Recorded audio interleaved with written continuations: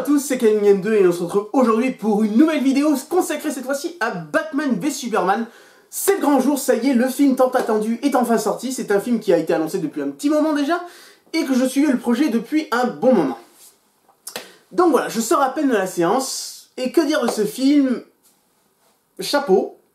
Alors, je suis assez partagé sur ce film, je ne pensais pas à la sortie de ce film que je serais aussi partagé sur l'avis de ce film. Alors globalement, je l'ai aimé.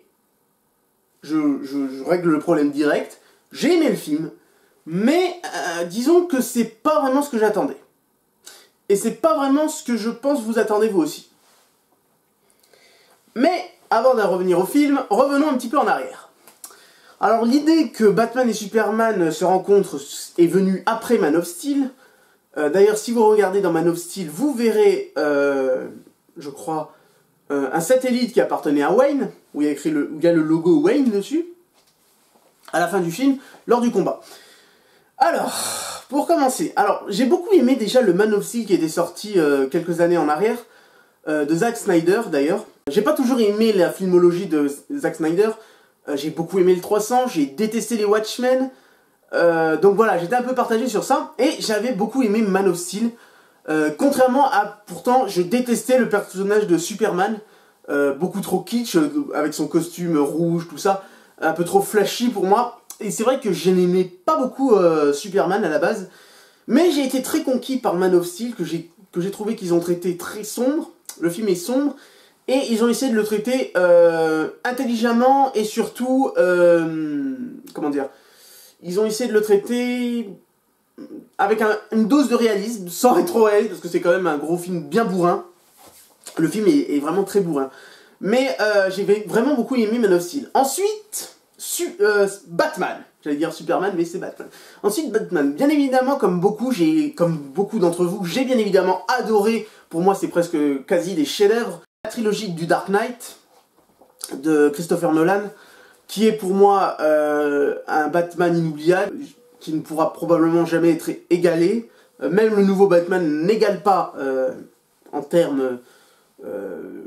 il est assez imposant dans le Nolan. Et puis il y avait toute une intrigue, et puis ils avaient là aussi voulu traiter le film avec une dose de réalisme. Et j'avais bien évidemment adoré ces deux franchises. Mais le problème c'est que le Batman de Dark Knight restera un petit peu comme le Spider-Man de Sam Raimi. Il restera en retrait, ça sera des films indépendants, les trois, et ça s'arrêtera à 3, malheureusement, puisque vous l'aurez bien compris depuis bien longtemps, ce n'est pas du tout le Batman dans le Dark Knight qui arrive là-dedans. Revenons au film. Alors j'attendais beaucoup de ce film, en particulier le Batman. Alors le Batman déjà...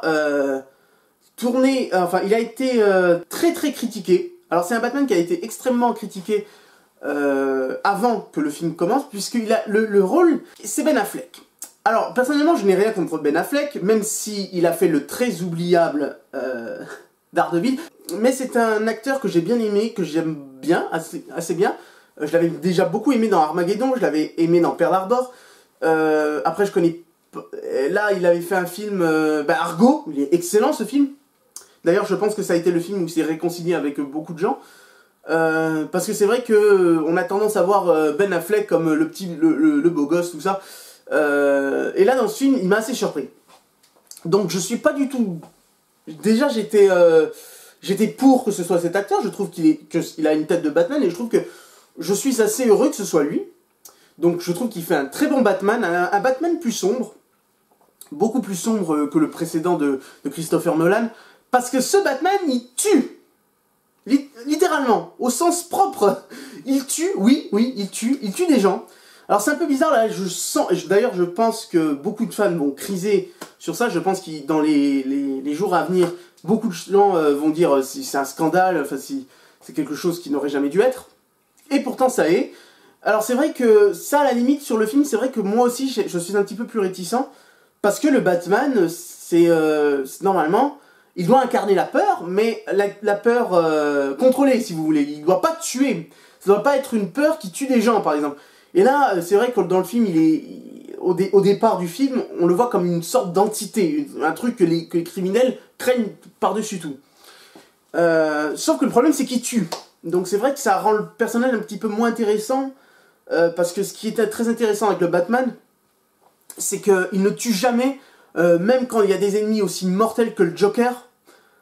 Il lui arrive de pas le sauver la vie, mais de l'épargner, du moins. Enfin bref. Mais j'ai quand même beaucoup aimé le Batman dans ce film. Ensuite, il y a Superman. Alors, Superman, toujours égal à lui-même, est exactement pareil que dans Man of Steel. Contrairement à dans Man of Steel, c'était un personnage qui se cherchait. Là, il sait qui il est, il sait que c'est... Enfin, maintenant, tout le monde sait qu'il existe, que ce personnage existe, que Superman existe. Il y aura des gens qui sont pour ce qu'il fait. Il y en a qui sont contre. D'ailleurs, c'est partout comme ça. L'être humain a toujours eu peur de ce qu'il ne comprenait pas. Donc il y a des gens avec des pancartes, tout ça, qui disent retourne chez toi. Donc c'est un personnage qui est accusé de pas mal de choses, principalement des destructions causées dans Man of Steel. Dans Man of Steel, donc tout ce qui s'est passé. Donc pas la peine de revenir sur ce qui s'est passé dans Man of Steel, si vous avez vu le film. Et le personnage de Wonder Woman... Alors le personnage de Wonder Woman, alors on le voit souvent dans le film, mais... alors attention, petit spoil, on ne la voit qu'à la fin. Du moins en tenue de guerrière, en tenue d'Amazon. Alors ça c'est un peu dommage, et je m'y attendais de toute façon, qu'on ne la verrait qu'à la fin prendre part au combat, parce que pendant tout le film, ce que je m'attendais pas, elle joue un espèce de rôle d'espionne, ni plus ni moins, elle cherche des informations, même si j'ai pas trop compris pourquoi elle cherchait ces informations. Il faudrait peut-être que je revoie le film pour savoir. Elle surveille Lex Luthor dans le film, mais je sais pas trop pourquoi en fait. Alors, je sais pas si elle se doutait de ce qu'il était en train de manigancer. Enfin bref. Donc voilà, un peu pour les personnages. Ensuite, ce qui emmène le Batman à affronter Superman, c'est en grande partie à cause des événements qui s'est passé à Metropolis dans Man of Steel, qui l'accuse de tout ce qui s'est passé d'ailleurs. D'ailleurs, ce qui est intéressant, c'est que déjà, la scène est intéressante dès le départ. Quand on voit Ben Affleck courir dans tous les sens, enfin on voit Bruce Wayne courir dans tous les sens, pour essayer de sauver le plus de gens possible, et surtout qu'il y a une de ces tours qui tombe carrément. Alors dans le film de Man of Steel, c'est une tour comme une autre qui tombe, mais là, il y avait du personnel dedans, donc ce qui a causé sa colère dans le film. Donc à la limite, je trouvais que c'était un élément déclencheur assez important pour le fait qu'il ait une telle haine envers Superman. Même s'il sait pas, mais c'est à cause du Général Zod que cette tour est tombée. Bref, donc j'avais trouvé ça intéressant, et je me demandais vraiment, et c'était quoi le déclencheur de toute cette haine, et en grande partie c'était à cause de ça. Pour ce qui est du combat entre ces deux personnages,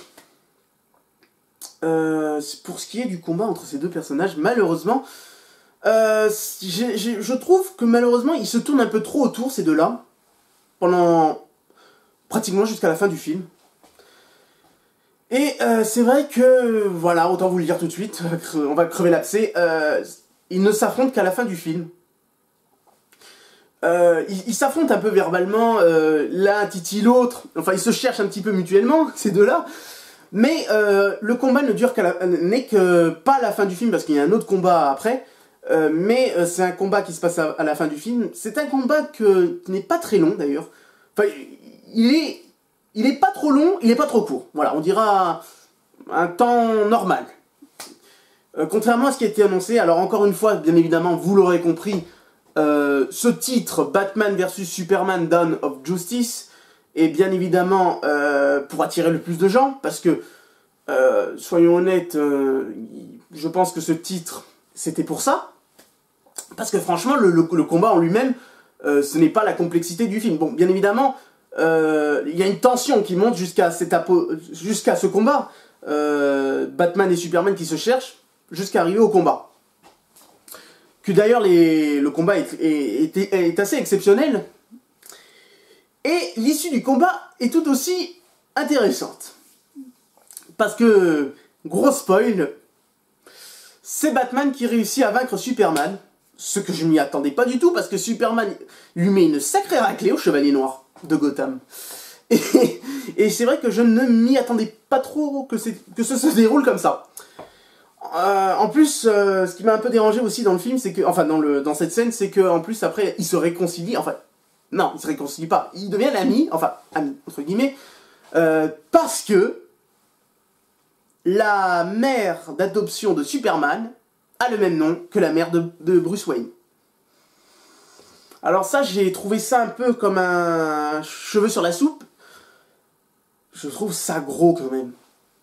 C'est un peu... Ça, par contre, c'est un peu abusé, parce que le mec, il est quand même sur Superman avec une lance à la kryptonite pour le tuer. L'autre, il lui dit, il faut que tu aides ma mère, elle est en danger. Il faut que tu aides Marianne. Enfin, je sais même plus le nom, d'ailleurs. Je crois que c'est Marianne. Il faut que tu aides Marianne. Il commence à dire, c'est quoi ça? Pourquoi tu dis ce nom et tout? Et puis, il a des flashbacks de sa mère qui se fait tuer. Et d'un coup, eh ben, le Chevalier Noir décide de laisser vivre Superman, alors que pendant tout le film, il voulait le tuer quand même. Juste à cause de ça. J'ai trouvé ça un peu trop léger. C'est limite s'il se dit pas, excuse-moi, j'ai quand même failli t'embrocher avec une lance, m'en veux pas trop, j'ai eu un petit moment de folie. Bref. Sinon, en gros, le film, je l'ai beaucoup aimé. Petite notion pour les méchants. On va commencer par Lex Luthor. Alors c'est un personnage que je ne connaissais pas vraiment, Lex Luthor, sans compter qu'en plus il est joué par un acteur connu de beaucoup de gens, comme le héros de Zombieland, en grande partie. D'abord, c'est vrai que ça coulait pas mal d'encre parce que déjà il a des cheveux dans le film, même si à la fin on lui tombe les cheveux, vous verrez pourquoi, je spoil pas trop, mais voilà, à la fin il sera chauve. Lex Luthor, bordel de merde. Alors je sais pas s'il est comme ça dans les comics. Je sais pas s'il était comme ça dans le film de Superman Returns. En fait, je l'ai vu une fois ce film, donc ça m'a suffi, d'ailleurs j'ai pas aimé. Je me souviens pas qu'il était aussi fou. Et dans Smallville, je me souviens pas non plus qu'il était aussi fou. Mais alors le mec, il a rien à dire au Joker. C'est le Joker de Superman. Le mec, il est fêlé. Je ne m'attendais pas à ce point-là, je pensais que ça allait être un personnage méchant, mais qu'on passe vraiment dessus. Mais non, on insiste sur lui. Il est vraiment complètement fêlé. Il a plein de tics, il a plein de gestuels. La seule chose qui me manque, la différence avec le Joker, ce serait à la limite... le Joker, il est dans le virtuose, il est dans l'extravagance. Alors que lui, bon, un peu moins. Mais il est complètement taré, quoi. Ce personnage, je ne vous dis pas exactement ce qu'il fait dans le film, mais... c'est à voir, c'est assez exceptionnel. Et il est complètement taré. J'ai vraiment beaucoup aimé le personnage, parce que ça m'a rappelé un peu le Joker, parce que Joker est l'un des méchants préférés. Mais alors, il est taré, lui. Alors lui, c'est à mettre dans les sommets des tops des gros malades qu'on a mis au cinéma. J'ai été assez impressionné. Je dois dire que c'était pas un rôle que j'attendais énormément dans le film, mais il m'a assez impressionné. Comme quoi. Ensuite, en mode méchant, Doomsday. Alors, je ne révèle rien d'exceptionnel, vous savez tous que Doomsday est dans le film. Alors pour les deux du fond qui ne suivent pas trop, Doomsday, c'est en fait le général Zod qui a été remodelé, on va dire, pour être transformé en une créature, une abomination, qui est l'un des pires ennemis de Superman, et en général même de la Justice League, qui a une force peut-être même plus forte que Superman. Enfin, c'est un truc monumental, quoi. Et donc, il fait son apparition dans le film, pour la première fois, dans un film, d'ailleurs. Alors, c'est vrai qu'il y avait beaucoup de critiques sur son physique. C'est vrai qu'il n'est pas aussi charismatique qu'il est dans les DC Comics, qui est vraiment, enfin, avec des pics de partout, enfin, il est monstrueux. C'est vrai que là, il est un peu moins monstrueux, même s'il évolue à travers le combat. Il change un petit peu. C'est un personnage, bon déjà, on peut pas vraiment le qualifier qu'il a vraiment une émotion, tout ça, c'est un truc à tout détruire, quoi, à tout pulvériser sur son passage. Donc, c'est... bienvenue, le problème c'est que vous verrez, il a un destin, bon, voilà, vous imaginez ce qui va se passer, sauf que voilà, c'est un peu trop vite expédié tout ça. Enfin, je veux dire, le combat est très long, hein, vous inquiétez pas là-dessus. Le truc c'est que il y a peu de chances qu'on le revoie après ce film, en fait. Et ça, c'est un truc que je trouve un peu dommage, parce qu'apparemment Doomsday c'est un personnage extrêmement important. Ça me ferait chier de plus le revoir, quoi. l'avenir nous le dira. Mettons fin à certaines rumeurs. Alors, c'est vrai que comme tous les films, Batman v Superman n'a pas échappé à la tradition. Des rumeurs ont circulé un peu partout sur la toile. Alors, je vais vous dire ce qui est vrai et ce qui n'est pas. Enfin, pour les rumeurs qui sont souvent revenues. Alors non, le Joker ne fait aucune apparition dans le film, mais il est souvent mentionné. Bon, bien évidemment que par Batman, mais il est mentionné dans le film. Il est mentionné. Mais il n'a aucune apparition, malgré que Batman fera apparemment une apparition dans Suicide Squad. Reste à savoir si les événements de Suicide Squad se passent avant ou après les événements de Batman v Superman. Sans compter qu'apparemment, d'après ce que dit Batman, enfin d'après ce qu'il insinue, le Joker aurait disparu. Donc, affaire à suivre. Ensuite, il y a des caméos. Il y a les caméos de 3 personnages. Des héros comme... des héros. Alors, bien évidemment, ces personnages sont assez connus, en particulier le premier. Flash fait un caméo. Aquaman fait un caméo et Cyborg. Alors, ces 3 personnages seront vus dans des films indépendants, apparemment. Ils auront tous des films indépendants. Et seront vus, bien évidemment, à la fin... seront vus dans Justice League, qui sort, je crois, dans 2 ans. Si mes calculs sont bons. Il sort pas l'année prochaine, il sort en 2018. Justice League. D'ailleurs, ce qui est assez amusant, Justice League sortira à côté d'Avengers. Alors là, ça va chier. Donc, ces caméos, ils sont là, ils existent, et alors je vous dis pas exactement quand ils se passent dans le film, mais il y a vraiment des caméos de ces personnages. J'avais un peu peur que ce soit pas le cas, mais il y en a. Vous verrez bien, c'est des caméos assez inattendus au moment où... Enfin, pas inattendus, mais ce sont des caméos attendus, plutôt, on dira. Parce que il y a... Enfin, vous verrez. Vous verrez. Il se passe un truc avant, et vous vous dites, mais putain, c'est quand qu'on les voit? Et on les voit. Mais ils n'interviennent pas dans le film, attention, ce ne sont que des caméos. Donc, après, qu'est-ce que je peux ajouter à ce film?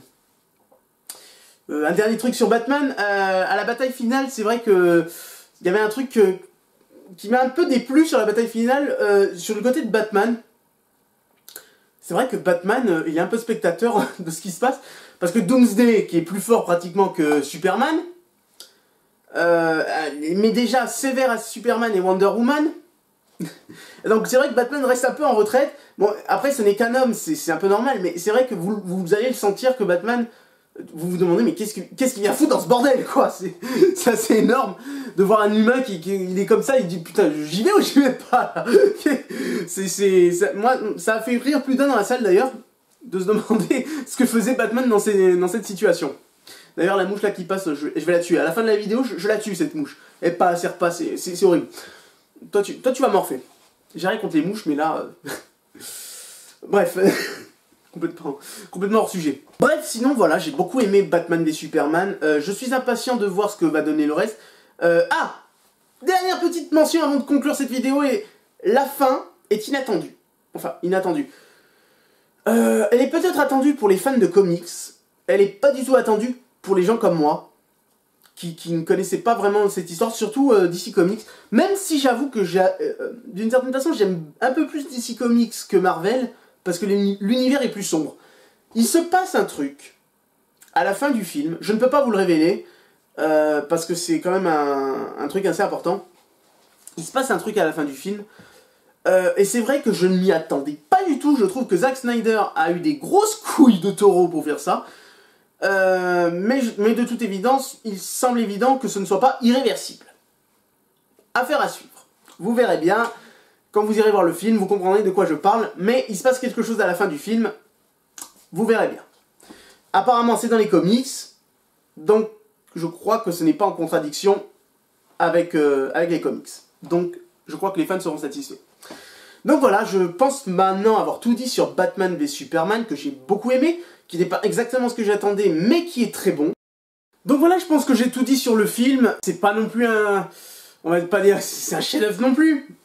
C'est un très bon film, donc ça fait déjà 2 films maintenant à DC Comics. qui vont apparemment rattraper le retard, parce qu'à la fin de l'été, sort Suicide Squad, un film que j'attends particulièrement énormément d'ailleurs.